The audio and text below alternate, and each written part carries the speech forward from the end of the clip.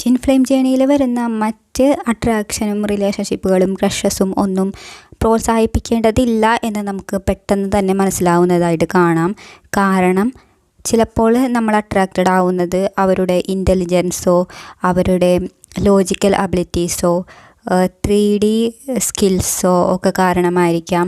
അല്ലെങ്കിൽ അവരുടെ നർച്ചറിങ് സൈഡോ അവരുടെ ക്രിയേറ്റിവിറ്റി കണ്ടിട്ടോ അവരുടെ മദറിങ് എനർജി കണ്ടിട്ടോ ഒക്കെ ആയിരിക്കാം. പക്ഷേ ഇതൊക്കെ ഒരു എലമെൻ്റാണ്, അത് ആളല്ലാന്ന് പെട്ടെന്ന് തന്നെ മനസ്സിലാവും. അതിന് കുറച്ച് സമയം തന്നെ മതി. നമ്മളതിന് സമയം എടുത്തിട്ടുണ്ടെങ്കിൽ തന്നെ നമുക്ക് മനസ്സിലാവും നമ്മൾ വിചാരിച്ച ഒരാളായിരുന്നില്ല അപ്പുറത്തെ ആൾ എന്നുള്ളത്. നമ്മളതിന് സമയമെടുക്കുക തന്നെ വേണം.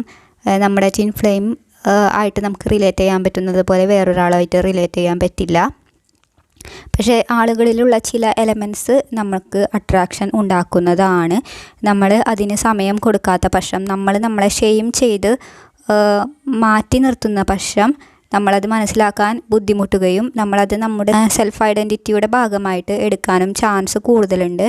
അങ്ങനെയാണെങ്കിൽ നിങ്ങൾക്ക് വീണ്ടും വീണ്ടും ഇത്തരത്തിലുള്ള ബന്ധങ്ങളോ കണക്ഷനോ അട്രാക്റ്റ് ചെയ്തെന്ന് വരാം. അത് നിങ്ങളെ ഒരു പാഠം പഠിപ്പിക്കാനാണ്. നിങ്ങൾക്ക് ആ അട്രാക്ഷൻ എന്നത് ചില എലമെൻസിനോ അതോ നിങ്ങളുടെ തന്നെ ഉള്ളിൽ നിങ്ങൾ വളർത്തേണ്ട ക്വാളിറ്റികളോട് ഉള്ളതാണെന്ന് നിങ്ങൾക്ക് മനസ്സിലാവും.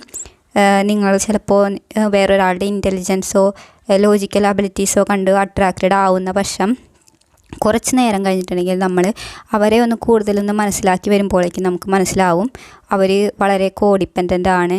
അവരുടെ പാരൻസായിട്ട് വളരെയധികം മിങ്കിൾഡും ഒരു ചൈൽഡ് ലൈക്കും ആണെന്നൊക്കെ നമ്മൾ മനസ്സിലായിട്ടുണ്ടെങ്കിൽ അപ്പം തന്നെ നമുക്ക് അട്രാക്ഷൻ പോവും.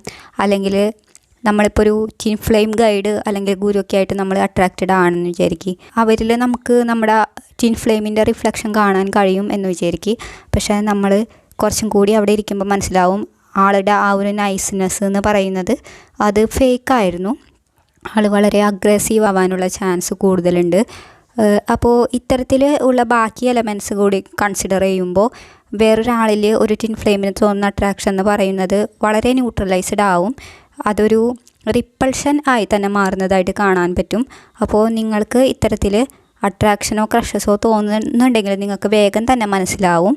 അതിനുവേണ്ടി സമയം കൊടുക്കുകയാണെങ്കിൽ അത് എന്ന് പറയുന്നത് നിങ്ങളുടെ ഒരു പെർഫെക്റ്റ് മാച്ച് അല്ല എന്ന് മാത്രമല്ല അവരിൽ റിപ്പൽ ചെയ്യുന്ന കുറേ ക്വാളിറ്റീസും നിങ്ങൾക്ക് കാണാൻ കഴിയുന്നതാണ്.